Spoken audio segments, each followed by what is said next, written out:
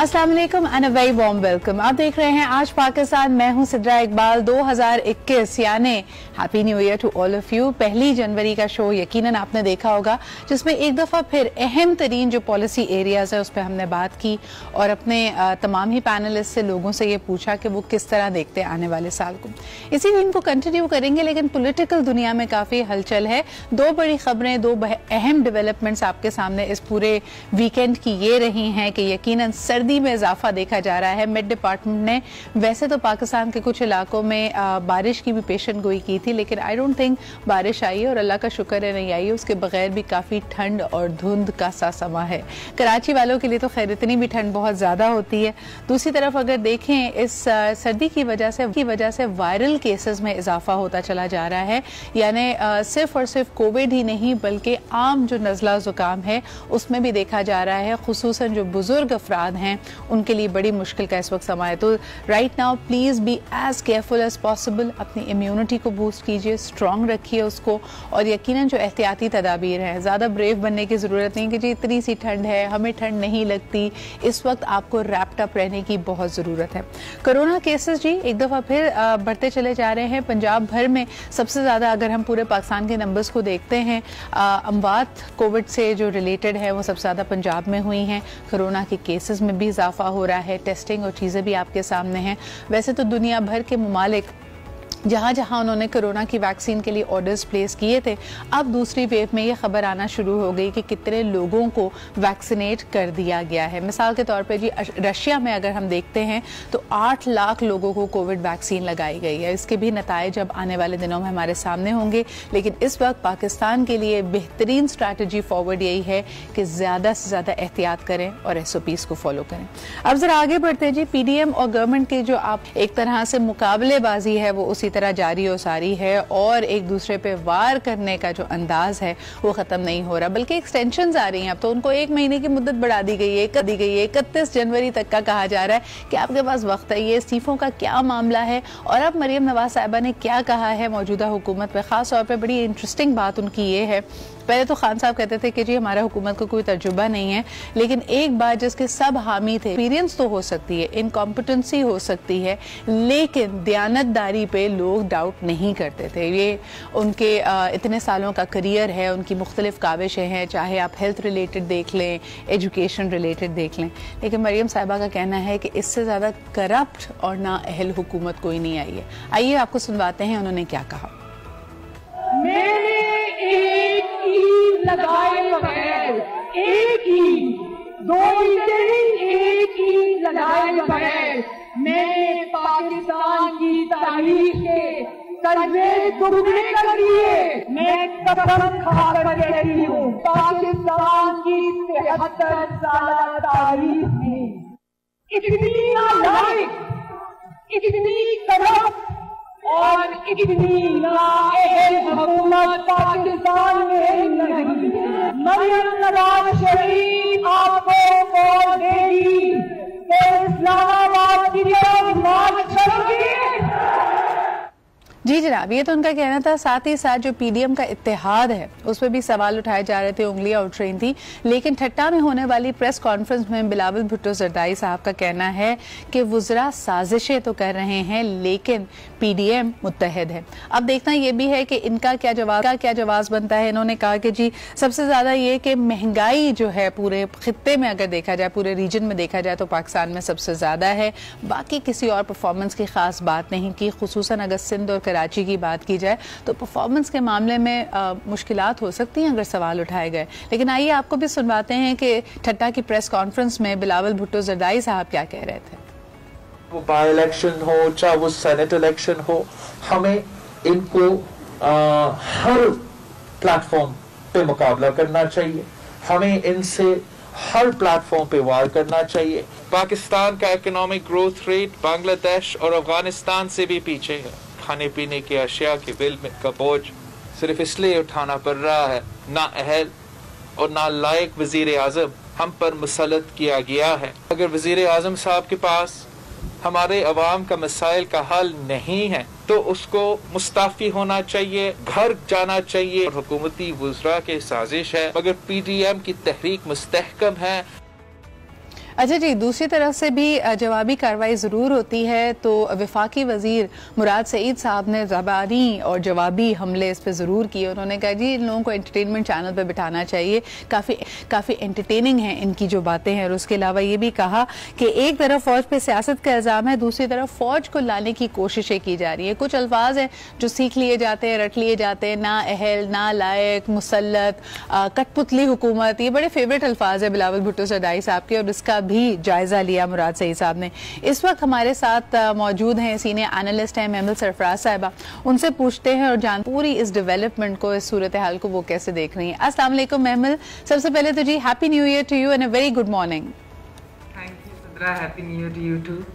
महमल, लेकिन ऐसा लगता है इन बातों को सुन के, इन बयानात को सुन के कि कैलेंडर में सिर्फ तारीख बदली है, पीडीएम का और जो हमारी ऑपोजिशन का बयानिया है उसमें कोई तब्दीली नहीं आई, बल्कि अब तो डेडलाइन भी आगे कर दी गई है। कैसे देख रही हैं इन डेवलपमेंट्स को आप?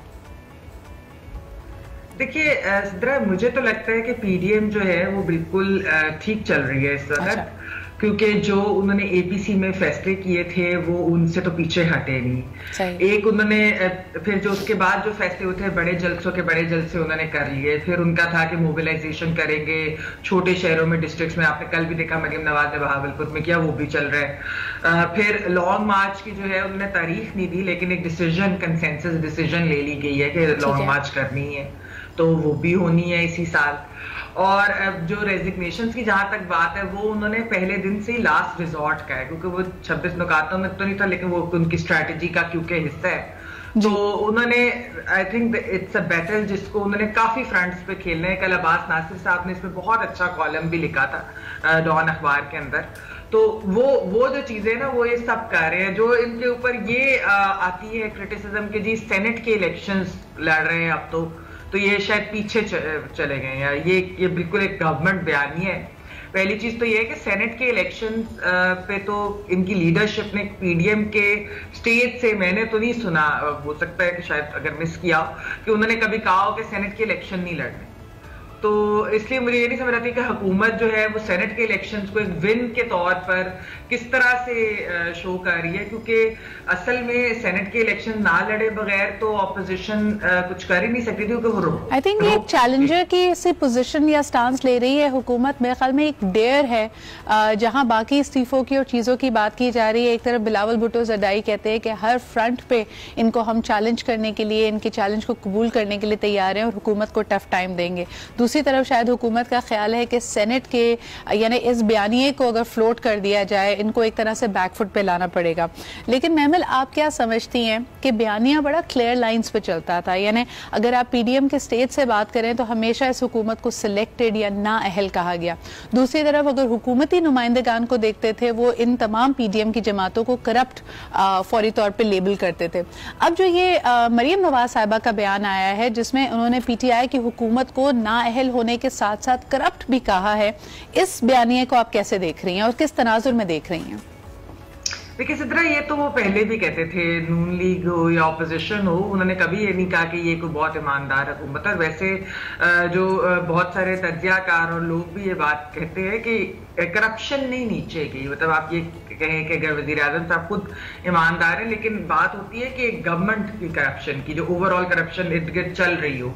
बिजनेसमैन ने भी कंप्लेन भी की थी कि रेट्स जो है वो कम नहीं हुए बल्कि बढ़े ही हैं जब उनकी कुछ मुलाकातें हुई भी थी इम्पोर्टेंट। तो वो मेरे ख्याल में उस तनाजुर में कह रही होंगी। लेकिन जो आपने सेनेट वाली बात की कि गवर्नमेंट शायद उनको बैकफुट पे डालना चाहती है, तो बात ये कि वो प्लेटर पे तो सेनेट नहीं देंगे हुकूमत को, क्योंकि ऐसे तो कोई ऑपोजिशन पार्टी नहीं कर सकती कि वो सेनेट के इलेक्शन में हिस्सा ना ले और जो है इस हुकूमत को इतनी मेजोरिटी और उसके एलाइज को मिल जाए कि कल को एनएफसी अवार्ड या कॉन्स्टिट्यूशनल अमेंडमेंट्स इनमें कुछ भी चेंजेस करनी हो तो बड़ी आसानी से कर सके। अब एक बड़ी थिन मेजोरिटी आएगी हुकूमत और उसके एलाइज के पास, क्योंकि गालिबन पीपल्स पार्टी जो होगी वो दूसरी बड़ी जमात होगी। तो वो फिर सेनेट के अंदर लेजिस्लेशन के ऊपर जो है वो अगर उन्होंने कोई टफ टाइम देना है या निगोशिएट करना है या बातचीत करनी है, तो सेनेट ये ऐसे तो नहीं कह सकते कि 2027 तक सिर्फ पीटीआई को पकड़ा दें। तो मेरे ख्याल में ये तो उनसे ऐसे कोई आपको अहम नकात, सियासी नकात नजर आ रहे हैं जिसपे आपको लगता है कि हमारी हुकूमत और जो ऑपोजिशन है वो बड़ी सीरियस है लॉ मेकिंग के ऊपर, उस पर कोई कानून लाना चाहती है, बिल पास कराना चाहती है? ना आपने NFC का हवाला दिया, लेकिन इस वक्त तो कोई डायरेक्शन इस तरह की नजर ही नहीं आ रही है महमल। देखिए सिद्रा, उसकी वजह अभी फिलहाल तो वजह ये है कि एक ऑपोजिशन को जिस तरह से दीवार से लगा दिया गया था ना, बिल्कुल गवर्नमेंट ना उनकी शक्ल देखना चाहती थी, और खासतौर पर हमारे वजीर आज़म साहब ना उनसे बात करना चाहते थे। तो फिर जब PDM की तहरीक चली तो उसके बाद अब हमने देखा है कि जरा हुकूमत भी अपनी उस एक्सट्रीम पोजिशन से पीछे हटी है कि डायलॉग कर लेंगे या बात कर लेंगे।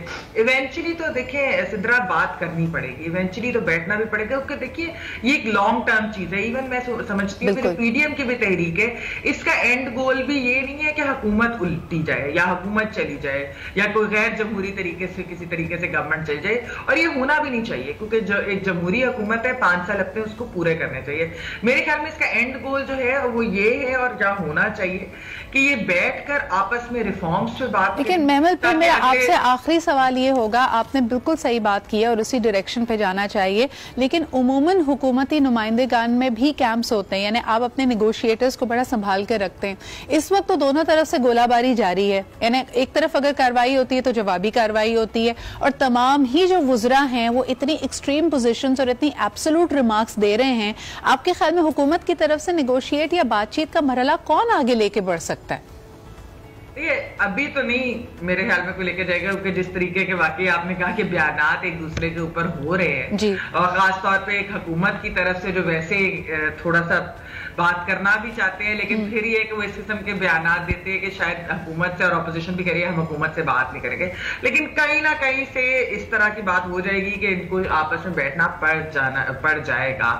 तो मैं आई होप कि एक रिफॉर्म्स हों, प्रॉपर रिफॉर्म्स हों, ताकि अगले इलेक्शंस के ऊपर कोई कंट्रोवर्सी ना बने। जो आईनी हदूद हैं उनके अंदर जो ये बातें करते हैं वो सारा बैठ कर ये तय कर ले मामला। डेफिनेटली, बहुत बहुत शुक्रिया महमल हमारे साथ मौजूद होने के लिए। आइंदा रिफॉर्म्स के मुद्दा जो PTI की हुकूमत ने उठाया था वो यकीनन ओवरसीज पाकिस्तानीज के पास ओवरसीज वोटिंग या बैलेटिंग के राइट्स के होने का था। एक बहुत बड़ा मरहला है इन रिफॉर्म्स की होने की, इसके खदोखाल उभरने की जरूरत है। छोटा सा ब्रेक लेते हैं, वापस आएंगे तो जरा एक्सपोर्ट प्रमोशन जोन्स के ऊपर, प्रोसेसिंग जोन्स के ऊपर बात करेंगे। EPZs का मौजू फिर उभर कर सामने आया है, खुसूसन जिस वक्त हम देखते हैं कि पाकिस्तान के पास अब यकीनन पहले से बहुत ज़्यादा एक्सपोर्ट ऑर्डर्स हैं, खित्ते में लीड ली हुई है। तो इसके बाद का मरहला क्या होगा, इससे बात करेंगे एक छोटे से ब्रेक के बाद।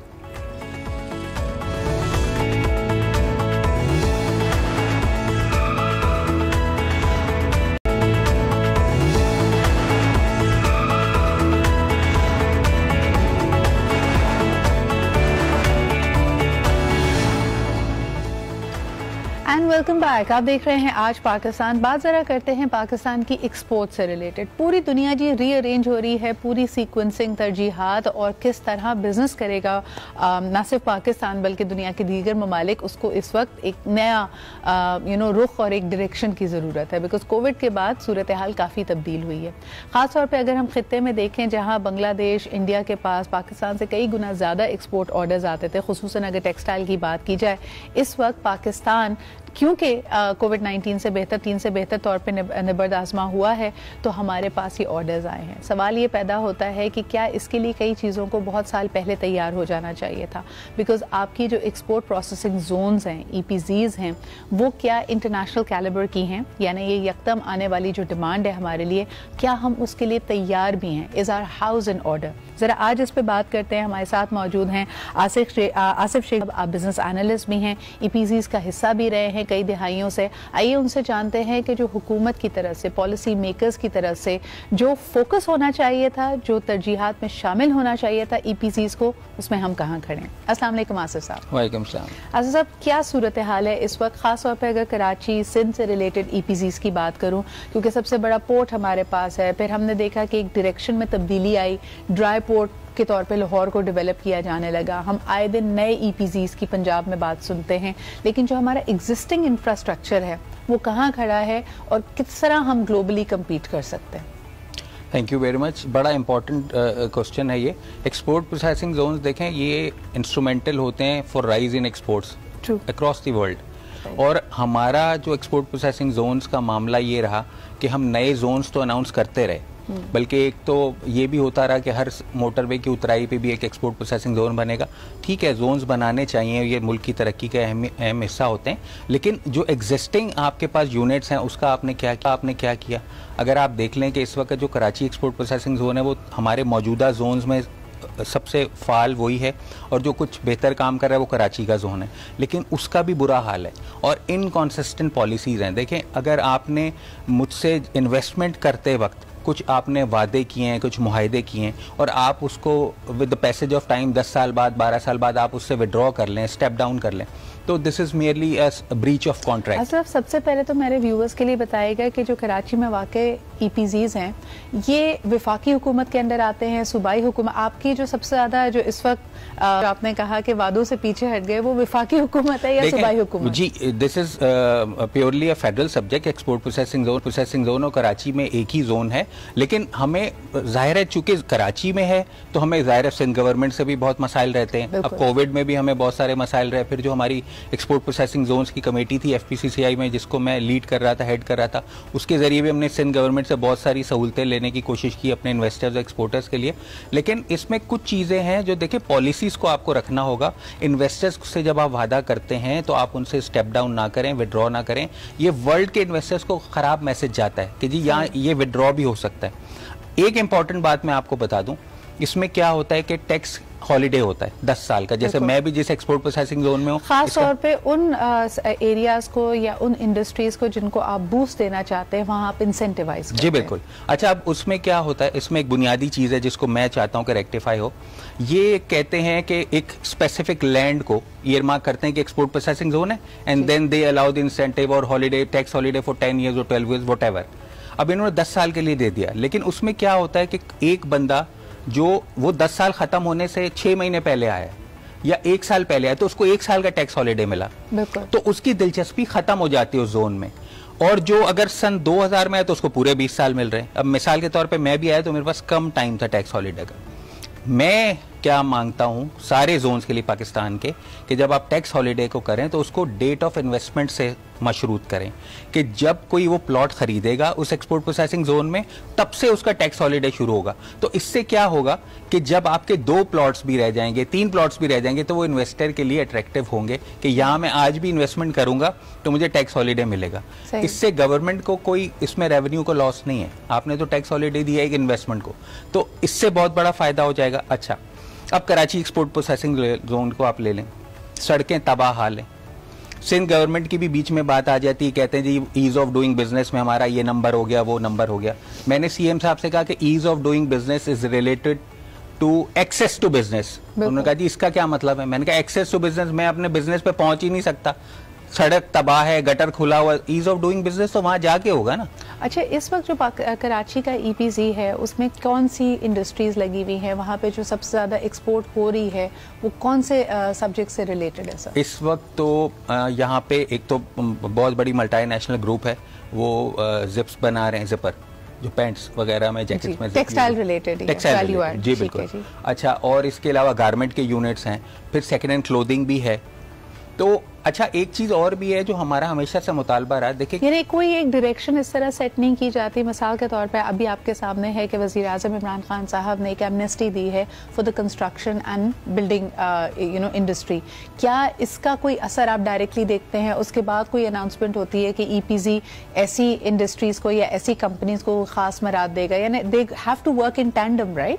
ये आपस में मिले जुली एक ओवरऑल पॉलिसी के खदोखाल उभरने चाहिए। देखिए, मैं जब ये एक एमनेस्टी अनाउंस हुई थी तो उस वक्त भी मैं इत्तफाक हुआ मुझे एक टीवी पे प्रोग्राम पे, तो मैंने उस वक्त भी ये कहा कि देखिए ये अक्रॉस दी बोर्ड हो। अव्वल तो इमरान खान साहब खुद एमनेस्टीज के ही बहुत खिलाफ थे। वो तो कहते थे कि जो टैक्स दे रहा है उसके साथ ज्यादती है कि जो टैक्स नहीं दे रहा और आपको उसको एमनेस्टी दे दे, वो एक अलग बात है। लेकिन अगर आप एक सेक्टर को एमनेस्टी दे देते हैं तो इस वक्त क्या हो रहा है कि पूरे पाकिस्तान के जितने भी सेक्टर्स हैं, चाहे वो ट्रांसपोर्ट सेक्टर है, चाहे वो फिल्म इंडस्ट्री है, कुछ भी फूड इंडस्ट्री है, लोगों की कोशिश ये है कि जी वो मकान और दुकान बनाने शुरू कर दें। तो इसमें भी फिर सैचुरेशन आ जाती है और मैड रेस शुरू हो जाती है। अब अगर मिसाल मैं दे रहा हूँ आपको कि अगर आप कराची शहर में आप 80,000 या 90,000 दुकानें बना के दे देंगे, तो आपको इस शहर कराची में 80 या 90,000 वो कारोबारी लोग भी होने चाहिए जो इन दुकानों को या बिजनेस यूनिट को आबाद करेंगे। तो और फिर लोगों की कुव्वत खरीद भी होनी चाहिए कि वो जाके उसको खरीद सकें या अगर रेंट पर भी लेते हैं तो उसके पास कोई सॉलिड फिजिबल कारोबार होना चाहिए जिसको वो वहां करेगा। तो मेरा तो ये मुतालबा पहले भी था, अभी भी है कि अगर आप एमनेस्टी देते हैं तो अक्रॉस द बोर्ड फिर सारे सेक्टर्स को दें, फिर आप इंपोर्ट एक्सपोर्ट को भी दें, बिल्कुल, फिर आप दूसरे ट्रांसपोर्ट को भी दें, जो भी सेक्टर है फिर आप एमनेस्टी दे दें कि सारे लोग अपने इन्वेस्टमेंट करें, तो वो सब बिजनेस फ्लोरिश होंगे। दूसरी बात जो आपने की कि एमनेस्टी फर्क हुआ है, हमारी सीमेंट की सेल बहुत बढ़ गई है, स्टील की सेल बहुत बढ़ गई, इससे ये 70 नहीं, बाय सेल आई मेंट के फॉर एग्जांपल, क्योंकि ये एक्सपोर्ट की बात है, जो आप जिनकी बातें कर रहे हैं ऑफ कोर्स उनकी तो डिमांड और requirement with in the country भी बढ़ गई होगी। एक्सपोर्ट्स में जो डायरेक्टली चीज़ें इम्पैक्ट कर रही हैं, कौन सी नई इंडस्ट्रीज़ को, अगर आप पिछले 10 सालों का एक मुआयना लेते हैं, एक जायज़ा लेते हैं, ईपीसीज में कौन से नए सेक्टर्स की एक तरह से एंट्री हुई है जो आप समझते हैं कि दे आर डूइंग वेल?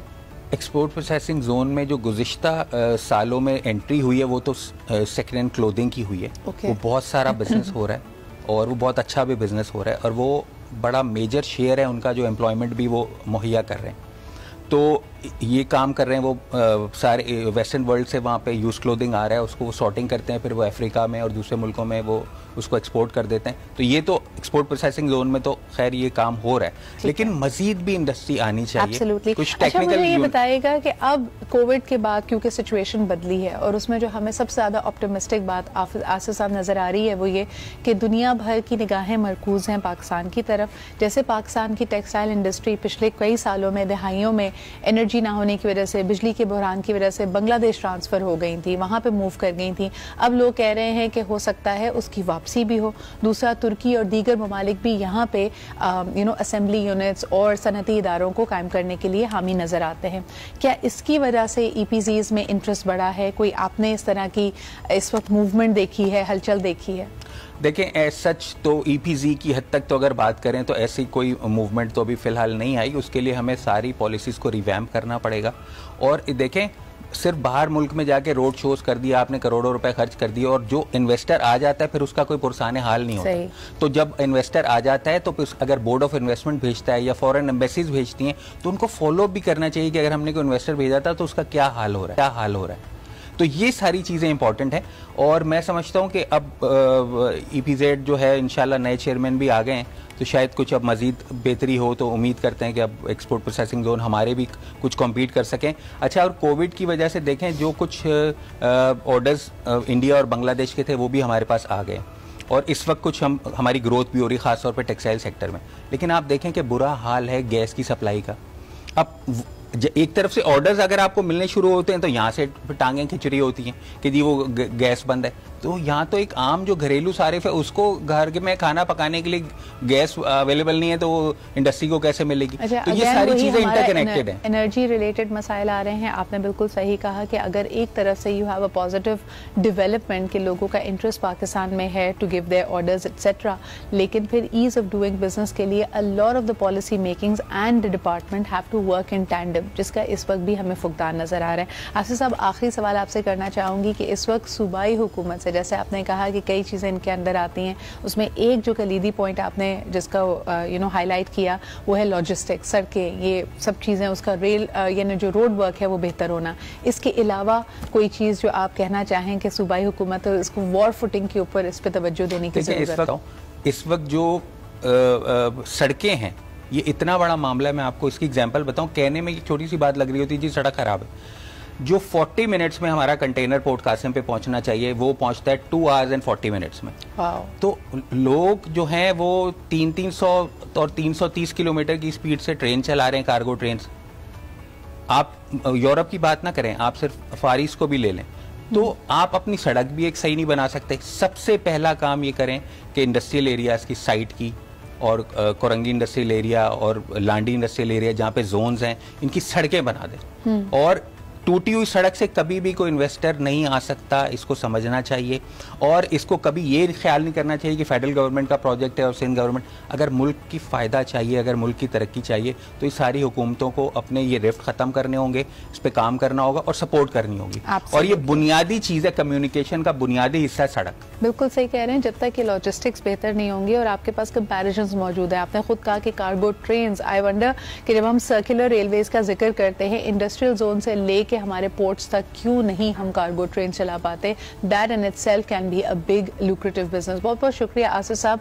बहुत सारे मौजूआत हैं, आपको हम दोबारा भी दावत देंगे so that we can discuss them. अभी लेते हैं जी एक छोटा सा ब्रेक, और कई चीज़ों में कराची के शहरी खुसूसन अब अपनी मदद आपके तहत ही आगे बढ़ रहे हैं। एक दफ़ा फिर आपको दिखाएंगे एक ज़बरदस्त स्टोरी जिसमें सिटीजन्स ने दोबारा से, शहरियों ने खुद ही ये बीड़ा उठाया है। उन्होंने क्या कारनामा अंजाम दिया आपको बताते हैं एक छोटे से ब्रेक के बाद।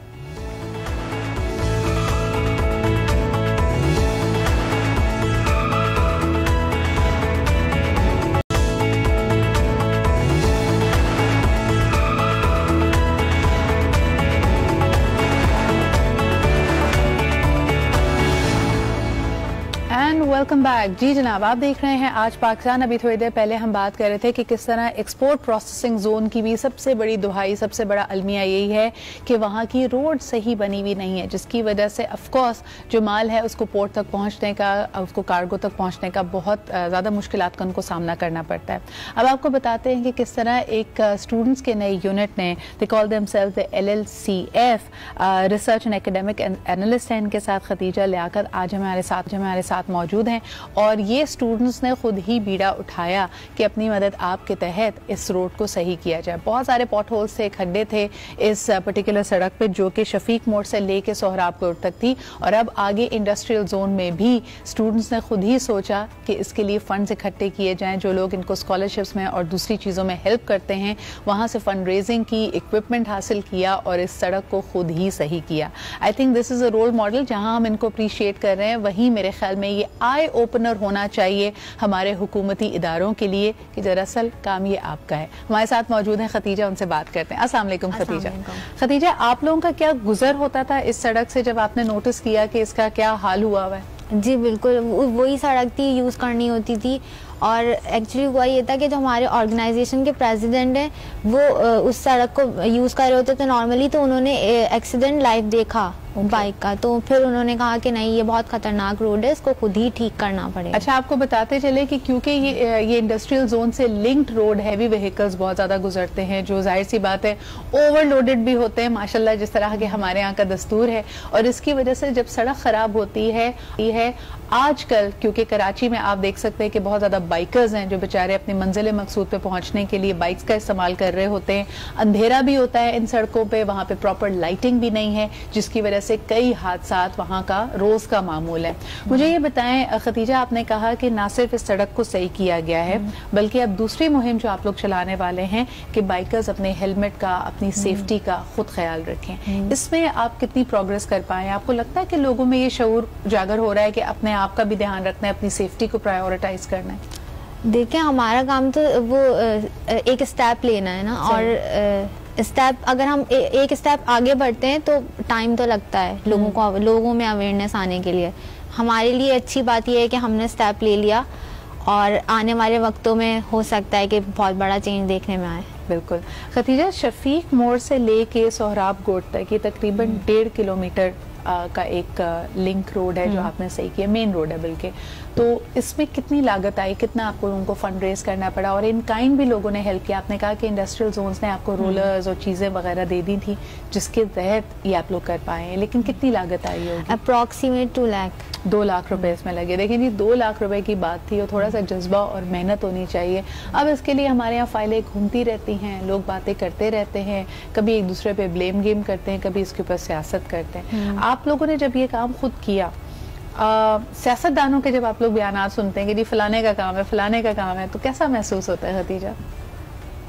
तो ये फील होता है कि हम अभी तक सियासत में कितने पीछे हैं। मतलब 72 ईयर्स हो गए और कायद आज़म और अल्लामा इकबाल जो चाहते थे कि हम एक ऐसा ज़मीन का टुकड़ा हासिल करें जिसमें हम इस्लामी तालीमात के मुताबिक ज़िंदगी गुजारें, तो नहीं लगता कि अभी तक वो कुछ उस तरह का शऊर या हम गुलामी से आज़ाद हो सकें। अच्छा, आप लोग सारे एक मोटिवेटेड यूथ ऑर्गेनाइजेशन हो, जब ये काम खुद किया तो ऐसा तो नहीं है कि अब हम देखें कि आप लोगों का सियासतदानों से एतबार उठ गया है, किसी पॉलिटिकल पार्टी जो यहाँ पे आपके नुमाइंदेगान होते हैं जिनको हम वोट देकर ऐवानों तक पहुँचाते हैं, अगर वो वहाँ पे आ जाते हैं और आपसे कहते हैं कि बेटा बड़ा अच्छा काम, तो उस वक्त क्या जज्बा होता है? उनकी आप तारीफ वसूल करते हैं या उनको कहते हैं कि सर ये काम वैसे आपका था? पहली बात तो ये कि बिल्कुल कोई उम्मीद नहीं थी कि कोई भी आएगा और हमें सपोर्ट करे, मतलब कम से कम अप्रिशिएट ही करेगा हमें। हाँ। और अगर आप भी जाते तो ऑब्वियसली उनको यही कहा जाता कि सर ये आपका काम है, आपका काम है। हाँ। और अगर हम सड़कों पे निकल के ये काम करेंगे तो तालीम अमल में हमें होना चाहिए था, तो फिर हम यहीं पर होंगे और हम बहुत पीछे हो जाएंगे बाकी अक़वाम से। अच्छा, मुझे ये बताओ कि फुटपाथ और पेवमेंट भी थी, उनको भी आप लोगों ने सही किया, उसकी मुरम्मत की, रंग किया, तो जो इलाके के मकीन थे जिनका रोज़ वहाँ से गुजर होता था, उनका क्या रिएक्शन था? उन्होंने आपको आके क्या कहा? उन्होंने काफ़ी क्रिटिसाइज किया उन्होंने बिल्कुल। एप्रिसिएशन तो बहुत कम थी, उन्होंने क्रिटिसाइज किया। वो जो बाइकर्स और जो ट्रांसपोर्टेशन में जितने भी लोग जा रहे थे सड़क पर, उन सबको हमने पम्फलेट भी दिए कि सर ये आपका काम है, कम से कम आप कराची को ओन करें, सड़कों का ख्याल रखें। तो उन्होंने कहा कि बेटा ना ये हमारा काम है ना ये तुम्हारा काम है, ये गवर्नमेंट का काम है। अच्छा, ये भी एक बड़ा अलमिया है वैसे, आपस की बात है। I wanted to personally have somebody from their team, and Khatija thank you very much for making time, कि इनको अप्रिशिएट करना। अगर आप सोल्यूशन का हिस्सा नहीं बन सकते तो कोई डीमोटिवेट ना करें। ये यूथ ही है जो आगे बढ़कर इन नौजवानों में ये जज्बा अभी भी बाकी है, एक उम्मीद की किरण।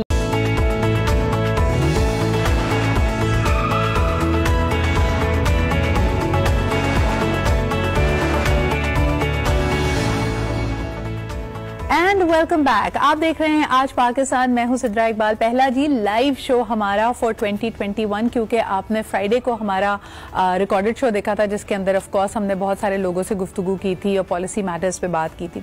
आज जरा बात करते हैं रेजोल्यूशंस के ऊपर। ये वो वादे होते हैं जो आप अपने आप से करते हैं, अमूमन साल की शुरुआत में करते हैं, अपनी बुरी आदतों को ख़त्म करना चाहते हैं, अच्छी आदतों को अपनाना चाहते हैं, लेकिन देखने में ये आता है कि जनवरी भी नहीं गुजरता और ये वादे वफा नहीं होते बल्कि टूट जाते हैं। अगर आपके रेजोल्यूशन आपसे बात कर सकते होते तो आपसे ये गिला ज़रूर करते कि हम रेजोल्यूशन हैं, आपने अज़म करना था कि आपने हमें पूरा करना है, आपने तो हमें रूल्स की तरह ट्रीट करना शुरू कर दिया। Rules are meant to be broken, not resolutions. लेकिन जी रेजोल्यूशंस हर साल बनते हैं, बिगड़ते हैं। इस साल वैसे लोगों ने कहा था कि साल 2020 में जो हमारे साथ हुआ ना, जब रिजॉल्व किया था कि अपनी ज़िंदगी जिएंगे, ज़्यादा ट्रैवल करेंगे, घूमेंगे फिरेंगे, यू ओनली लिव वंस, वो हो नहीं सका। तो सबने कहा था सब बड़ी एहतियात करना, बस अच्छी उम्मीद रखें कि साल 2021 हमारे लिए अच्छा साबित हो। लेकिन फिर भी जानना चाहेंगे कि आपने क्या वादे अपने आप से किए, कितने लोगों ने इस पिछले साल में भी अपने आप से किए हुए वादों को पूरा किया। मिसाल के तौर पे अगर वो ज़्यादा फिट होना चाहते थे, कोई बुरी आदत छोड़ना चाहते थे, अपने आप पे रिफ्लेक्ट करना चाहते थे कि ज़िंदगी में उनका पर्पस क्या है, a lot of people were able to do that as well. So let's see what is the note for 2021 policy matters. बड़े बड़े मैक्रो इशूज से अब हम आ रहे हैं इंडिविजुअल्स के ऊपर। तो आइए आपके लिए भी बताते चले कि कॉल्स खुली नहीं है। पैनल से इंट्रोड्यूस करती हूँ, जबरदस्त पैनल मेरे साथ मौजूद है। First and foremost senior consultant हैं और कॉर्पोरेट कोच भी हैं, हमारे साथ मौजूद हैं Fakia Imran. Thank you so much Fakia, very happy new year to you, thank you for making time. हमारे साथ मौजूद है जी लाहौर, जहाँ पे कराची से कई गुना ज्यादा ठंड है, of course one of the best known singers of Pakistan and also a social worker and now keen interest in politics is also there. हमारे साथ मौजूद हैं Abrar ul Haq. Thank you Abrar for making time, a very happy new year to you as well. And last but definitely not the least, हमारे साथ मौजूद हैं आयशा शाहिद शेख। आप clinical psychologist हैं, आपसे भी जानेंगे कि नफ्सियाती रूह से हर दफा इतने पुरअज़म होकर बनाए जाने वाले रेजोल्यूशंस इतनी आसानी से टूट कैसे जाते हैं। So thank you very much guys for being here. बाकी शुरुआत अगर आपसे करूं, इस दफा का न्यू ईयर रेजोल्यूशन क्या है और साल 2020 के बाद क्या आप साल 2021 से डर रही थी? अच्छा, आप मेरा पर्सनल पूछना चाह रहे हैं? ठीक है। आई थिंक शायद एक चीज़ जो 2020 ने हम सारों को दी है ना, वो है एक तो फ्लेक्सिबिलिटी और दूसरी होप इन दिस वे कि ठीक है, कभी भी आप जिस तरह आपने चीज़ें प्लान की हैं उस तरह नहीं चल रही हैं, जो सारे प्लान्स हमने 2020 के किए थे वो हवा में उड़ के रह गए, लेकिन उसके बावजूद जिंदगी चलती रहती है। सही। सो एक चीज जो मुझे अपनी अगर जात के हिसाब से देखूं तो मुझे जो चीज सबसे आई थिंक जो मैंने आगे शायद लेके भी चलूंगी वो ये कि you live by the day. आपका जो दिन है अगर आप हर दिन अच्छा गुजार लेते हैं ना तो वो दिनों की कलेक्शन ही है जो आगे जाके महीनों में और साल में और उन सालों में कन्वर्ट हो रही है। जिस तरह कहते हैं ना कि moments become days, days become weeks, weeks and months, और यही आपकी पूरी जिंदगी है। वो जो नई जिंदगी का आप ख्वाब देख रहे हैं, it's all about improving the next 1 hour. Abrar, आपकी तरफ आना चाहूंगी। साल 2020 गुजर गया और ऐसा लग रहा था कि जितनी मुश्किलात हमारे सामने इस साल आई हैं, हमने खुद ही एक टाइमलाइन कर दी। हमें लगा कि रात के 12 बजेंगे, साल बदलेगा, नया कैलेंडर आएगा और ये मुश्किलें खत्म हो जाएंगी। अल्लाह ताला से उम्मीद तो यही रखनी चाहिए, लेकिन क्या आपको लगता है ये ओवरली ऑप्टिमिस्टिक है? जी अबरार। 2021 जब आता है तो उसका जो लास्ट वन है जी, वो इनफैक्ट वही रेंज है उसकी जो हमें लगने जा रहा है अगले साल में मोस्टली लोगों को इंजेक्शन को और ये जो कोविड वैक्सीन के जी। तो 2021 का जो वन है ये वैक्सीन वाला है। तो इसलिए ओवरनाइट तो मैं नहीं कहूंगा, मगर इस साल फिर इंशाल्लाह वो हमें है। और उसके बाद ये क्या कि 2020 वाला जो था उसने tested our resilience and alhamdulillah we came up to the expectations also। हमने सक्सेस स्टोरीज बनाए होंगे ना, एवरी डिजास्टर ब्रिंग्स अपॉर्चुनिटीज। तो हमने दुनिया पाकिस्तान ने दूसरे नंबर पे हमने 10 दिन के अंदर हॉस्पिटल बनाया, कोरोना स्पेसिफिक हॉस्पिटल, और फिर कौम ने आपस में जुड़ने का फैसला किया। और अगेन एक दफा फिर जो हमारी भाईचारे की फिजा थी वो कायम हुई, एक दूसरे को सपोर्ट करने की, जैसे जिले में किसी भी डिजास्टर में होती है।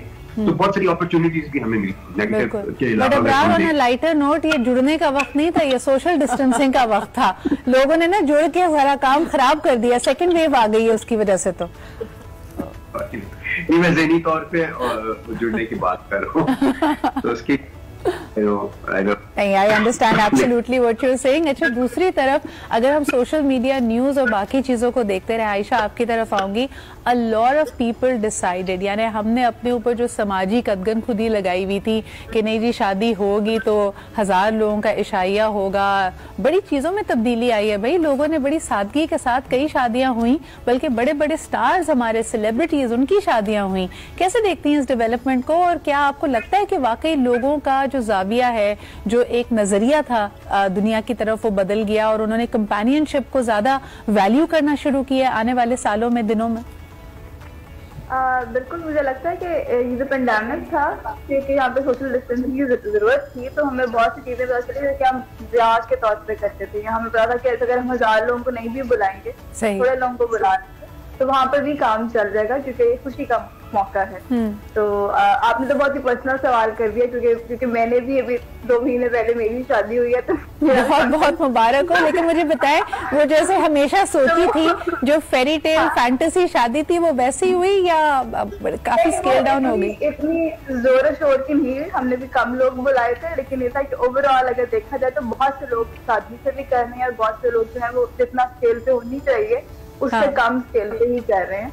लेकिन आयशा, अगर एक, सॉरी आपको मैं प्रोब कर रही हूँ, I am putting you on the spot, लेकिन मुझे बताया अगर कोई आपसे कहता आयशा 2 साल रुक जाओ, उसके बाद सारी चीजें सही हो जाएंगी, फिर वैसी वाली शादी कर लेना, तो आपने रुकना था 2 साल?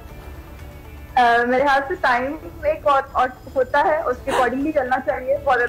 डिले की जरूरत नहीं होती है, जब टाइम हो तब देखा जाए। तो आपने कहा कल हो ना हो, आगे बढ़ते हैं जी, बिस्मिल्लाह करते हैं। एक कॉलर हमारे साथ है, बहुत ही ऑन द स्पॉट सवाल कर दिया मुझसे पहले वाले को। अच्छा जी, कॉलर हमारे साथ है, आइए उनसे बात करते हैं। हेलो, अस्सलाम वालेकुम। हेलो हेलो, अस्सलाम वालेकुम। आई थिंक थोड़ा सा टेक्निकल ग्लिच आ रहा है, बट फाकिया जी आप क्या कहती हैं कि हर साल रेजोल्यूशंस जो बनाए जाते हैं वो तो वैसे ही टूट जाते हैं, लेकिन इस दफा लोगों ने कहा रेजोल्यूशन बनाओ ही नहीं है, जो साल गुजरा है उसके बाद तो पता नहीं आने वाले साल में गॉडजिला ही ना देखने को मिल जाए। ये भी बिल्कुल आई थिंक सही बात है। हाँ। अच्छा, 2 चीजें इसमें अच्छी हैं। एक तो सबसे बड़ी बात है कि हमें ये भी इस चीज का एहसास हुआ है कि जो रेजोल्यूशन जब हम बनाते हैं और एक लंबी सी लिस्ट बनाते हैं, जितनी लंबी लिस्ट है उतने चांसेस कम है कि आप उस लिस्ट पे काम करेंगे। एक या दो चीजें हैं तो आप उसके ऊपर, आपने जो भी बात की है कि जैसे 2020 के बहुत सारे प्लान्स बने थे, वो वैसे प्लान्स नहीं बने। बात प्लान्स की नहीं है, बात उन स्किल्स की है जो आपको उन प्लान्स की तरफ लेके जाते हैं, या उस एटीट्यूड की है जो उन प्लान्स की तरफ लेके जाते हैं। सो मेरे ख्याल में सिद्रा बहुत अच्छा हुआ है 2020 में कि हमने प्लान पे शायद काम नहीं किया, लेकिन हमने उस प्लान के लिए जो फ्यूल है ना, जो उसके लिए एक आपको रवैया चाहिए या उसके लिए जो एक आपको एटीट्यूड चाहिए, उसके ऊपर आई थिंक चाहते हुए ना चाहते हुए हर एक ने काम जो है वो जरूर किया। अच्छा, आपकी बात को मैं ऐसे आगे लेके चलूंगी फाकिया जी कि हम हमेशा अपनी खुशी को किसी चीज से मशरूत कर देते थे। यानी हम कहते थे कि जी अगर मेरे पास बड़ा घर होगा, अगर मैं ज्यादा ट्रैवल करूंगा, मेरे दोस्तों के साथ मेरा मिलना जुलना ज्यादा होगा तो मैं खुश रहूंगा। जब ये सारी फ्रिल्स, ये सारी एक्सेसरीज आपसे ले ली गई तो आखिर में जिम्मेदारी आप ही की बनी। आपको ये जिम्मेदारी कबूल करनी पड़ी कि सेहतमंद रहना, खुश रहना, अपना ख्याल रखना, ये सिर्फ और सिर्फ मेरी जिम्मेदारी है, इसको मैं किसी और चीज से मशरूत नहीं कर सकता। हमारे साथ अब मौजूद हैं उमैर जालियावाला, मोटिवेशनल स्पीकर हैं, ट्रेनर हैं, सारे इनसे वाकिफ हैं अच्छी तरह। मैं अस्सलाम वालेकुम, happy new year to you. मुझे ये बताइए कि आपका इस साल का रेजोल्यूशन क्या है, या आप भी डर गए 2020 के बाद कि भाई कोई रेजोल्यूशन बनाने की जरूरत नहीं है? अस्सलाम वालेकुम सिद्रा, मेरा रेजोल्यूशन थोड़ा मूव हो गया है क्योंकि मैं टेस्ट के इंतजार में हो सकता है पॉजिटिव ही आ जाए, बट मैं सीवियर बॉडी पेन में हूँ। बट साल ने हमें हिलाया। आप सब बहुत खूबसूरत बात कर रहे हैं। मेरा इस पे तज्जिया ये है कि अगर हम ऐसे ही चले जाएं अगले साल में तो हमने ज्यादती की कोरोना के साथ। बिल्कुल, मैंने माना कोरोना ने हमारे साथ ज्यादती की बहुत सारे लेवल्स पे, लेकिन ये तमाम नेचर की चीजें और वक्त की चीजें हमारे लिए पैगाम रखती हैं। मैं अगले साल इस रेजोल्यूशन के साथ जाना चाहता हूँ, और मैंने अभी हाल में ही सीखी कि मोमेंट हाल का है। माजी भी उसको एंजाइटी में डालता है, माजी रिग्रेट में डालता है, मुस्तकबिल फियर्स रखता है, और हाल जो है दैट्स द रियल प्रेजेंट। मैं चाहता हूं कि मैं आज के हल और आज के वसाइल पे तवज्जो। लेकिन उमैर, अगर हाल भी बेहाल हो तो फिर हम क्या करें? हाल बेहाल नहीं है सिद्रा, हाल में तो मौके मौके, हाल में ऐसे ऐसे काम खुल गए जो कि पहले हमने कभी देखे नहीं। काम करने के ऐसे अंदाज हमारे सामने आ गए जो स्कूल नहीं मानते थे, तालीमी इदारे नहीं मानते थे। लोग कहते थे हम क्या करें, हम फंसे हुए अपनी जिंदगियों में। सही। हमारा सारा काम पे लग जाता है, कहते थे सारा वक्त कैंपस पे लग जाता है। आज नहीं लग रहा, आज पूछे क्या कर रहे। हाँ, यानी ये बड़ा इंपॉर्टेंट पॉइंट है। अबरार, आपकी तरफ इसको लेके आना चाहूंगी। पहले किसी भी चीज के लिए लोगों से बात करते थे ना, वो कहते थे वक्त नहीं मिलता, हम काम में होते हैं, फिर ट्रैफिक में फंस जाते हैं, फिर वापस आके थोड़ा अपना ख्याल रखना होता है, टीवी हमारा टाइम खा जाता है। अब आपके पास ये सारे लवाजमात नहीं है, फिर भी माशाल्लाह से हम उतने ही बड़े फेलियर हैं, हमने कोई नई चीज नहीं सीखी। लोग आप देखें यूरोप में, अमेरिका में, उन्होंने एक नई डिग्री कर ली, एक एक्स्ट्रा मास्टर्स कर लिया। हमने घर में बैठ के सिर्फ नेटफ्लिक्स देखा है। इस पे आपका क्या तज्जिया है? नहीं, हम लोगों ने शादियां की हैं, इतनी शादियां हुई अभी सेलिब्रिटीज की शादी, और आप देखिए अगले साल आबादी में गैर मामूली इजाफा भी देखने में आएगा इसी पेंडेमिक की वजह से। तो I always take it very positively. वैसे आपस की बात है, लैदगियां भी काफी हुई हैं पूरी दुनिया में। इस पे हम बात करते हैं एक छोटे से ब्रेक के बाद। यानी कुछ ने तो कहा कि जो है अभी है, इससे बेहतर ऑप्शन नहीं मिलेगा, और कुछ ने ये भी फैसला किया कि भाई अब बहुत हो गई, अब तो कोविड भी आ गया, इस तरह गुजारा नहीं चल सकता। तो जरा दोनों चीजों पे बात करते हैं एक छोटे से ब्रेक के बाद।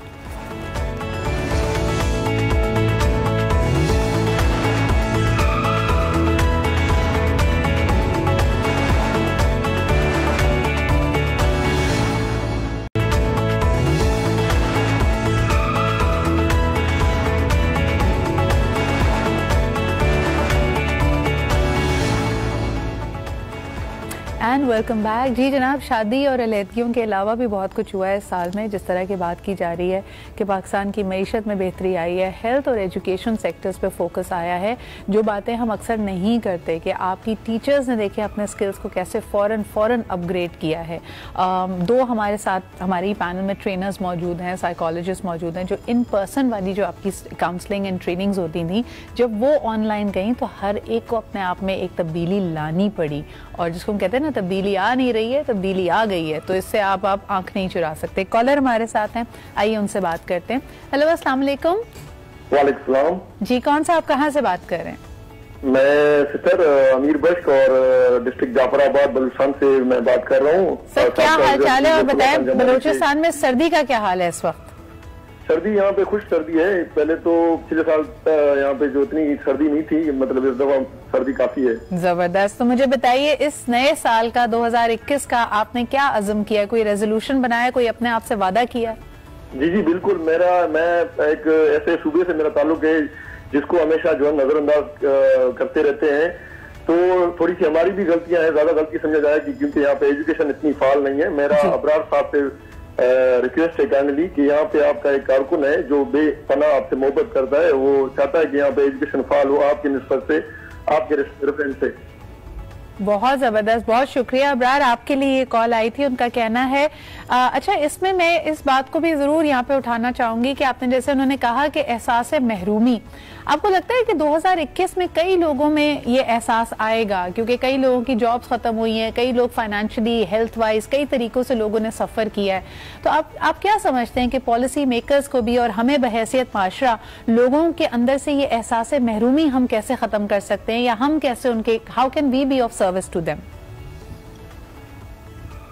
ये आप सवाल किससे पूछ रही हैं? अबरार आपसे। अबरार, कॉल आपके लिए आई थी, मैंने कहा आप ही से सवाल करो। जी जी बहुत शुक्रिया। लेकिन एक तो ये एक साइकियाट्रिस्ट या साइकोलॉजिस्ट, क्लिनिकल साइकोलॉजिस्ट भी हमारे साथ मौजूद है, क्योंकि एहसास का ताल्लुक ही जो है वो नफ्सियात के साथ है। उनसे भी पूछा जा सकता है इंडिविजुअली, क्योंकि कलेक्टिवली देखा जाए और गवर्नमेंट की सतह पे तो जितनी एफर्ट्स अल्हम्दुलिल्लाह इस गवर्नमेंट ने की हैं दुनिया में, आपने देखा कि वर्ल्ड इकोनॉमिक फोरम पे भी हमारे वजीर आजम को बुलाया गया ये जानने के लिए कि आपने कैसे निपटा, क्योंकि इस दौर में इतनी बड़ी बड़ी इकोनॉमीज घुटनों के बल हो गई थी। सही। और जहां तक बलूचिस्तान की महरूमी के हवाले से बात है, तो जाहिर है वो एक आज का मसला नहीं है, वो एक कई दिहाइयों पर मुश्तमिल एक मसला है जिसको हल करने की हमारी हुकूमत की तरजीह इसलिए है कि हम we always have tried to work in the remote rural areas के उनको ऊपर लेकर जाना है जो वो है। सो वो आपको अमली तौर पे नजर आएगा। पहले तो मैं और मेरा जाती तौर पे अगर देखें तो मैंने भी जो नया एक हॉस्पिटल वहां पे शुरू किया, 2 हॉस्पिटल्स, एक चाइना की मदद से, एक वहां के लोगों की मदद से, और एक यतीम खाना हम शुरू करने जा रहे हैं। रेड क्रेसेंट के प्लेटफॉर्म की मैं बात कर रहा हूँ, क्योंकि जो हम सहारा पे देखें तो SAHAR it stands for services aimed at health and awakening in remote areas, क्योंकि वो ये कहते हैं कि देख खुर्शीद तरक्की जरा इंसाफ से कह कि मेरे घर में भी तेरी कोई किरण आई है। सो हमें उधर फोकस करने की जरूरत है, और बलूचिस्तान एक है डेफिनेटली। एहसास महरूमी जो है ये मैं समझता हूँ एक मामला है जिसको हम स्पिरिचुअलिज्म के साथ, इस एहसास को आपने बिल्कुल सही कहा कि एक तो जो जाहिर सी बात है हमारे कुछ सूबों की तरफ या कुछ इदारों की तरफ, कस्बों की तरफ जहाँ इतनी फ़ाल मनसूबाबंदी नहीं हो पाई या पॉलिसी मेकर्स ने ध्यान नहीं दिया, वहाँ तो ये एहसास मौजूद है ही। लेकिन आयशा जो दूसरी इन्होंने बात की, 2020 की थीम्स में भी एंजाइटी, डिप्रेशन, स्ट्रेस काफ़ी निकल के आया, क्योंकि लोगों से उनका पूरा लाइफस्टाइल एक तरह से बिछड़ गया ना, यानी जिस तरह हम जिंदगी को जानते थे वो हमारी जिंदगियां अब वैसी नहीं रही। तो अब जब आहिस्ता आहिस्ता ये वैक्सीन आ जाएगी, चीजें दोबारा फाल होने लगेंगी, न्यू नॉर्मल आ जाएगा, हो सकता है पुराने वाले तरीके पे, पुराने तर्ज पे हम ना जाएं, लेकिन तब्दीली के साथ बहरहाल जी जिंदगी ने आगे बढ़ना है। तो आप समझती हैं कि लोग कोप कर पा रहे हैं, या उनको किन स्किल्स की जरूरत है इस नए लाइफस्टाइल को कोप करने के लिए? सबसे बड़ी बात जो मैंने भी एज अ प्रैक्टिसिंग साइकोलॉजिस्ट देखी है, बहुत से लोग, जो आपने करंटीना का वर्ड यूज किया, लॉकडाउन की वजह से अब घरों में थे और सोशलाइज नहीं कर पा रहे थे। एक चीज जो हम सबको फेस करनी पड़ी है वो ये कि अपने बारे में हमें सोचने का टाइम मिला है, जो कि हम नहीं सोचते। जब हम अपने बारे में नहीं सोचते तो हमें अपनी बहुत सी बुराइयों के बारे में, अच्छाइयों के बारे में, प्रॉब्लम्स के बारे में आइडिया नहीं होता। और इवेंचुअली जब हम अपनी लाइफ से हट जाते हैं तो हमें बहुत सी चीजों का एहसास होता है कि हम अपने साथ भी क्या गलत कर रहे हैं। इस वजह से बहुत से लोग यहाँ एंजाइटी और डिप्रेशन में भी गए हैं, और इवेंचुअली बहुत से लोगों के घर के हालात या उनके फाइनेंशियल इश्यूज भी ऐसे थे जो उनको प्रॉब्लम में लेकर गए हैं। यही पूरे लोग अब जब 2021 में जा रहे हैं, तो जब तक वो अपने साथ अपने रवैयों में, अपनी सोच के अंदर तब्दीली नहीं लेकर आएंगे, वो इस एंजाइटी या एहसास कमतरी से बाहर नहीं निकल पाएंगे। इसलिए बहुत से लोग जो है आजकल एहसास कमतरी का, एंजाइटी का, डिप्रेशन का शिकार हो रहे हैं, बिकॉज एक तो उनकी लाइफ जैसे आपने कहा एकदम से बदल गई, चेंज हो गई, उनकी लाइफ उनसे छिन गई जो एक नॉर्मल होती है। और अगर वो नॉर्मल में जाएंगे भी तो कुछ ऐसे एहसास के साथ और ऐसे हम कह सकते हैं एक्सपीरियंसेस के साथ जाएंगे जो पहले उन्होंने कभी नहीं उठाए हुए थे। अच्छा, लेकिन आपकी बात से मेरे ज़हन में ख्याल आ रहा है, जैसे आपने कहा कि जब तक हम अपने आप को तब्दील नहीं करेंगे। अच्छा, जब भी हम ऐसी बात करते हैं ना उमैर, मुझे लगता है कि रेजोल्यूशंस टूटने की या उनके गैर फाल होने की एक वजह ये भी है कि हम अपने आप पे सख्ती बहुत ज़्यादा करते हैं। मिसाल के तौर पर कोविड में, क्वारंटीन में अगर हम घरों में रहे हैं और हमने खाया पिया माशाल्लाह बहुत है क्योंकि कोई और काम नहीं था, वजन बढ़ गया है, तो कई लोगों ने इस दफा रेजोल्यूशन बनाई होगी कि उन्होंने दोबारा फिट होना है। अब इसके चक्कर में वो अपने आप के साथ इतनी सख्ती करते हैं, इतने स्ट्रिक्ट हो जाते हैं कि 10 दिन बाद, 12 दिन बाद खुद ही हिम्मत जवाब दे जाती है। तो are we kind to ourselves and how can we be more kind to ourselves? इसके ऊपर बात करें जरा। Very important, Sidra, and thank you for highlighting that. Self compassion, अपने आप को एक्सेप्ट करना, अपनी गलतियां मान लेना, उस पे अड़ना नहीं, और अपने आप को प्यार से काउंसिल करना, कोच करना इज द वे जो हम किसी और के साथ भी यूज करते हैं। बिल्कुल। तो that's exactly what you are asking for, कि मैं अपने आप से उसकी शुरुआत करूं। बिल्कुल सही बात है, कुछ लोग बहुत सख्त होते हैं अपने आप के, इतने स्ट्रॉन्ग डिसिप्लिन लिखते हैं या इतनी स्ट्रॉन्ग आस्क लिखते हैं पहले हफ्ते की, नए साल की, कि अगर आप वो कर लें तो जिंदगी में कुछ मजा नहीं है, आप कहीं के बहाल फाल फील नहीं करते, and therefore it's not sustainable. तो बेबी स्टेप्स बहुत जरूरी है चेंज प्रोसेस के अंदर। बेबी स्टेप्स यानी मैं क्या मुमकिन बना सकता हूँ आज के दिन में। बड़ा गोल हो, मैं 15 मिनट में आज के दिन में क्या पढ़ सकता हूँ, क्या कर सकता हूँ, क्या एनालाइज कर सकता हूँ जो कि मुझे उस गोल के करीब लेके जाता है, is the recommendation I will give to everybody listening. और इस तमाम गेम के अंदर हमें एक बात जरूर समझ आ गई सिद्रा, कि उमैर अकेला है, सिद्रा अकेली है, इवेंचुअली हम अकेले ही हैं। तो अपना ख्याल भी खुद ही रखना है और अपने आप को चलाना भी खुद अच्छा, ही वैसे है। उमैर, मैंने ना एक लफ्ज सीखा है, मैं चाहूंगी कि तुम्हारी बात से ना मैं इसको आगे बढ़ाऊं। जब हमने ये रियलाइज किया कि हम अकेले हैं, तो मैंने उसको रीडिफाइन किया। I really loved, I fail in love with this term, I am self partnered. यानी जो पार्टनर आप दूसरों में तलाश कर रहे होते हैं और सेल्फ कंपैशन की, सेल्फ कॉन्फिडेंस की बात कर रहे होते हैं, become that partner to yourself. अगर कोई नहीं भी है यार, अपने साथ आपको वर्कआउट भी करना है, अपने साथ ही आपने म्यूजिक सुनना है, अपने आप का एक बेहतरीन पार्टनर बनना उतना ही अहम है जितना आप दूसरों के लिए बने। फाकिया, क्या कहेंगी? आई think this is a very good word जो आपने सेल्फ पार्टनर वाला यहाँ पे यूज किया है। दूसरा सिद्रा, मैं इसमें ये चीज कहना चाहूंगी, आई थिंक जो क्वारंटीन का पीरियड हुआ है, अब देखिए वो वाली चीज है कि एक चेंज आनी थी, वो चेंज इसलिए जरूरी थी क्योंकि हम बहुत हद तक, वो कहते हैं ना, बच्चे अच्छी तरह नहीं सीख रहे होते तो फिर उनको मार के सिखाया जाता है। तो अल्लाह ताला ने हमारे साथ फैंटी लगाई है, ये इंसानों की तरह नहीं सीखेंगे, इनको पकड़ के सीखी। हमने फैमिली के साथ टाइम लेके जाके सीखा।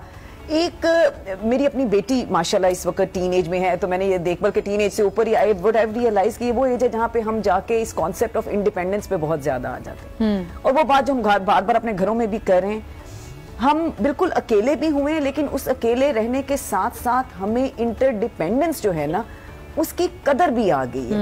चाहे वो घर के अंदर, फैमिली के अंदर है, चाहे वो ऑफिसेस के अंदर है, चाहे वो आपकी हेल्प और नीड है, जो अगर जब एक पहले 2 हफ्ते, जब 2 महीने नहीं आया था और घर में खुद सफाई करनी पड़ रही थी, तो खैर देखें वो तो सबसे ज्यादा जरूरी है, उसको हाउस हेल्प को तो आप बिल्कुल छोड़ दें। इवन आप देखें ग्लोब को उठा के देख लें, आज तक आई मीन कोविड से पहले और कोविड के बाद में जो लोग एक दूसरे का दर्द महसूस करने लगे हैं, चाहे वो एक अमेरिका में बैठा हो, एक यूके में बैठा हो, या कहीं हमें एक दूसरे की बात, हमें एक दूसरे की जुबान समझ आनी शुरू होगी। फाकिया जी, इसको उस तरह भी देखें ना, पेरेंट्स को समझ आना शुरू हुआ है कि उनके बच्चे एक्चुअली स्कूलों में क्या करते थे, क्लासरूम में क्या करते थे, टीचर का दर्द समझना शुरू हुए हैं। फिर इसके अलावा जो खाविंद अक्सर कहते थे कि तुम घर में पूरा दिन करती ही क्या हो, ये बड़ा लंबा टॉपिक है, इसमें तो बिल्कुल हमने इतना टाइम कभी मिलके नहीं गुजारा था। हाँ, और घर में आने के बाद उनको लग पता गया है कि घर में पूरा दिन होता है क्या है। ये घर मैजिक नहीं, यहाँ कोई जादू की छड़ी नहीं है जो सफाई कर देती है, जो खाना खुद तैयार हो जाता है। तो कॉलर हमारे साथ है, उनसे बात करते फिर एक ब्रेक पे भी हमें जाना है।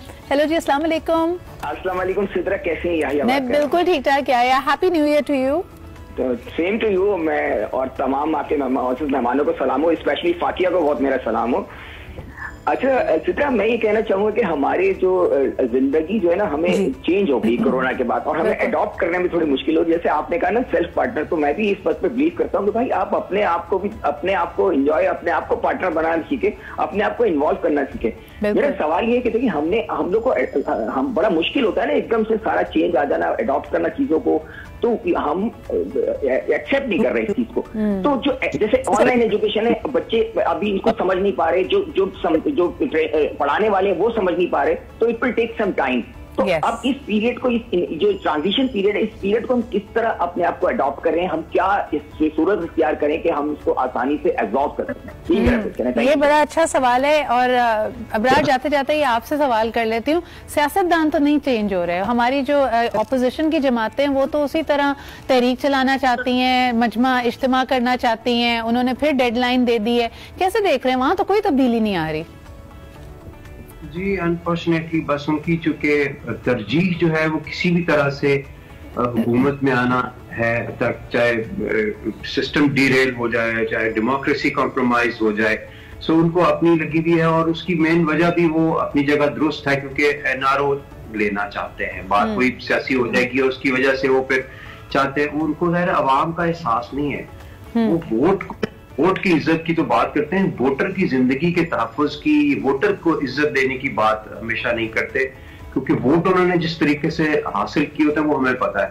वोटर से तो वो वोट लेते नहीं है, वो तो संदूकड़ियों से लेते हैं, और हमने ये इसको अमली तौर पे भी देखा है। मैं तो एक आर्टिस्ट हूँ, लेकिन मैंने पॉलिटिक्स में आके जो इसकी गिमिट्रीज देखी हैं, ऐसे ऐसे लोगों की आप तसव्वुर भी नहीं कर सकती, मैं डिटेल में नहीं जाना चाहता। लेकिन ये है कि अच्छी बात भी है, साथ अच्छी ये है कि कौम को पता चल गया, यही मौका इससे कौम को आइडिया हो जाता है, अच्छा कौन हमारे हमारा एहसास कर रहा है। जिस तरह भी सिचुएशन जा रही है, आप खुद ही एक्सपोज होते हैं, तरजीहात पता चलती हैं आपके अवामी नुमाइंदेगान की कि वो कितने अवामी हैं, कितना आपका दर्द रखते हैं। एक छोटा सा ब्रेक लेते हैं अबरार, वापस आके इस बात को कंटिन्यू करेंगे। Let's take a quick break.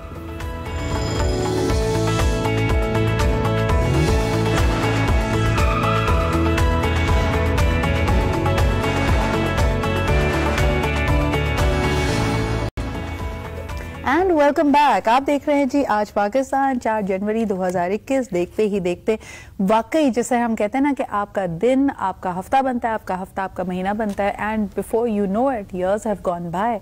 और ये पिछला साल तो वाकई जब शुरू हुआ था तो हम कह रहे थे 1 महीना 2 महीना, लोगों ने तस्वीरें लगाई, मीम्स बनाई कि जी मार्च शुरू हुआ था तो हम ऐसे दिखते थे, दिसंबर तक हमारा ये हाल हो गया और हमारे इमोशंस का ये हाल हो गया। लेकिन इस वक्त सबसे ज़्यादा ज़रूरी है अपने आप को दोबारा इकट्ठा करना और ज़िंदगी के साथ पुरुमीद रहना। सियासत की बात हो रही थी, उसमें ज़्यादा तब्दीली नहीं आई है, लेकिन अच्छी चीज़ें भी हुई हैं। हेल्थ में, एजुकेशन में, अपनी पर्सनल लाइफ में लोगों ने अपने आप को अडेप्ट किया। उमैर, 2021 से क्या उम्मीदें हैं? क्या आपको लगता है कि इस साल हम प्रोफेशनलिज्म, क्योंकि एक प्रोडक्टिविटी वाला एलिमेंट काफी डिस्कस हुआ, लोगों ने कहा कि जी हम एम ही इतनी ट्रैफिक ब्रेव करके ऑफिस जाते थे, जब घर में रह के काम कर रहे हैं तो उतना ही प्रोडक्टिव है, लेकिन हम भूल गए थे उस वक्त हमारी कोई डिस्ट्रैक्शंस नहीं थी, हमारे जिम्स भी बंद थे, हमारे रेस्टोरेंट्स भी बंद थे। जब ये चीजें दोबारा खुली तो प्रोडक्टिविटी फिर नीचे चली गई। अब आगे आने वाले दिनों में आपकी क्या उम्मीद है लोगों की प्रोडक्टिविटी के हवाले से? एक तो मैं ये बात बिल्कुल क्लियरली अपने आप को भी सिखाता हूँ, औरों को भी सिखाता हूँ कि अब हम एक ऐसी दुनिया में हैं जिसमें अनसर्टेनिटी इसका हिस्सा है। ये अनसर्टेनिटी हमने इस वक्त कोरोना की वजह से देखी है, हम टेक्नोलॉजी की वजह से और देखेंगे। सो प्लीज ऐसी दुनिया का ख्वाब अब ना देखें जिसमें चीजें पक्की बात है वाली हो जाए। दुनिया अब ऐसी ही है जो कि बदलती भी है और हमने कोप करना सीखना है। जो चीजें आपने पिछले साल सीखी हैं बहुत वैल्यूएबल है और अब आने वाले दौर में आप देखेंगे कि वो नॉर्म बन जाएंगी। यानी वर्क फ्रॉम होम, बहुत सारी नौकरियां ऐसी होंगी जो कि ऐसी ही होंगी, डिस्टेंस एजुकेशन हमें वैसे ही नजर आएगी। तो अब मैंने उमैर ने ये देखना है कि मैं जाना कहाँ चाहता था और अब उसका रास्ता क्या बना है। So very crucial. दूसरा ये कि अनसर्टेनिटी को मैनेज करना जो आपने अब हौसला बना लिया है, मसल बना लिया है, ये बहुत काम आने वाला है, क्योंकि अब दुनिया ही ऐसी है जो कि अनसर्टेन है, जिसमें बातें एक नहीं होती, बहुत सारी होती हैं, इंफॉर्मेशन बहुत सारी आपकी तरफ आएगी। तो जो आप भी बात कर रही थी सिद्रा, अपना ख्याल रखना, अपने आप को इन चेक रखना। उमैर नहीं वो गोल हासिल कर सकता अगर ये सुकून में नहीं है, अगर ये इन कंट्रोल नहीं है। सो ये I would say that 2021 we must learn this. 2030 तक मेंटल इलनेसेस नंबर 1 कैटेगरी हो जाएगी इलनेस की, यानी ज्यादातर मसाइल दिमागी मसाइल होंगे। हम उस तरफ बढ़ रहे हैं ना बढ़े आप नहीं। और आपने दूसरी बात जो बड़ी अहम कही, पहले हम लोगों को कहते थे कि ये एतमाद है, पुरएतमाद शख्स है, किसी को कहते थे नहीं जी एतमाद की कमी है। दूसरी तरफ इंट्रोवर्ट और एक्सट्रोवर्ट्स के तौर पे लोगों को डिफाइन किया जाता था। क्या कहेंगी आयशा, कंपैरेटिवली दोनों अगर अभी भी ब्रॉड कैटेगरीज यही ली जाएं, एक्सट्रोवर्ट्स एंड इंट्रोवर्ट्स, इनमें से किसके लिए बेहतर रहा है साल 2020? कई लोगों ने ये भी कहा कि जो इंट्रोवर्ट था, जो ऑलरेडी लोगों से रीच आउट नहीं करता था, सोशलाइज नहीं करता था, वो शख्स तो बिल्कुल ही अपने खोल में चला गया है। आपने ये नोटिस किया अपने इर्द गिर्द? अगर हम कंपैरेटिवली देखें तो इंट्रोवर्ट्स के लिए साल बेहतर है, बिकॉज इंट्रोवर्ट्स का सब ये होता है कि उनका सर्कल छोटा होता है और वो सर्कल से मोस्टली मिलना पसंद करते हैं या उसमें घुलना मिलना पसंद करते हैं जी। तो इंट्रोवर्ट का अगर सर्कल छोटा है तो अगर वो अपने करीबी लोग 1 या 2 लोगों से मिल सके या उनसे फोन पे बात कर सके तो वो उनके लिए ठीक है। लेकिन एक्सट्रोवर्ट्स हैं जिनको बहुत ज्यादा लोगों से मिलने का, सोशलाइज करने का शौक है, उनके लिए साल बहुत ज्यादा मुश्किल वाला रहा है। मेरे पास जो मोस्टली परसेंटेज आया है इस बार, जो कि बहुत ज्यादा एंजाइटी या डिप्रेशन का शिकार हो रहा था, उसमें से मेजर चंक जो है एक्सट्रोवर्ट्स का, जो बहुत सोशलाइज करते थे। सही। उसमें बहुत बड़ा जो एक चंक था वो यंग एडल्ट्स का या स्टूडेंट्स का था, जो कि स्टूडेंट्स, यूनिवर्सिटी स्टूडेंट्स होते हैं, बाहर जाते हैं, हैंग आउट करते हैं, फ्रेंड्स की तरफ जाते हैं, पार्टीज भी करते हैं और मिलके कोई प्रोजेक्ट वगैरह भी करते हैं, उनका वो सारा का सारा निजाम बंद हो गया था। सही। तो जो बच्चे सोशलाइज करना चाहते हैं, जो यंगस्टर सोशलाइज करना चाहते हैं, उनके लिए बहुत मुश्किल रहा था। बिल्कुल, आपकी बात से मुझे याद आ रहा है मेरी अम्मी का कमेंट। उन्होंने कहा बेटा ये तो तुम्हें आज आके पता चला है, क्वारंटीन हमारे तो लाइफस्टाइल कोई क्वारंटीन कहते थे, हम इसी तरह घर में बैठे होते थे। फाकिया जी, इंट्रोवर्ट्स और एक्सट्रोवर्ट्स की बात हो गई, मुझे बताएं कि एज ग्रुप्स की अगर आप बात करें तो ओल्डर एज ब्रैकेट में मुझे लगा कि you know they have felt far more depressed. उनको लगा कि एक तो शुरू में जैसे बात की जा रही थी कि कोविड-19 ज्यादा इफेक्ट उनको कर सकता है, खुदा न खासा उनकी हेल्थ कॉम्प्लिकेशन ज्यादा हो सकती हैं, तो हमने जो उनका बेचारों का मिलना जुलना था, बाहर निकलना था, वो बिल्कुल बंद कर दिया। 2021 में आप क्या देखती हैं कि how will the senior citizens cope with the coming year? अच्छा, ये बात आपकी बिल्कुल ठीक है कि जिस तरह हमें भी है कि हम चलो अगर ग्रोसरीज करने या कुछ भी करने हम जा रहे हैं तो हम चले जाते थे, बट अम्मी को घर से नहीं निकलने देना कि अम्मी को ज़्यादा शी इज़ एट रिस्क, सो उनकी मूवमेंट बहुत ज़्यादा रिस्ट्रिक्टेड रही है।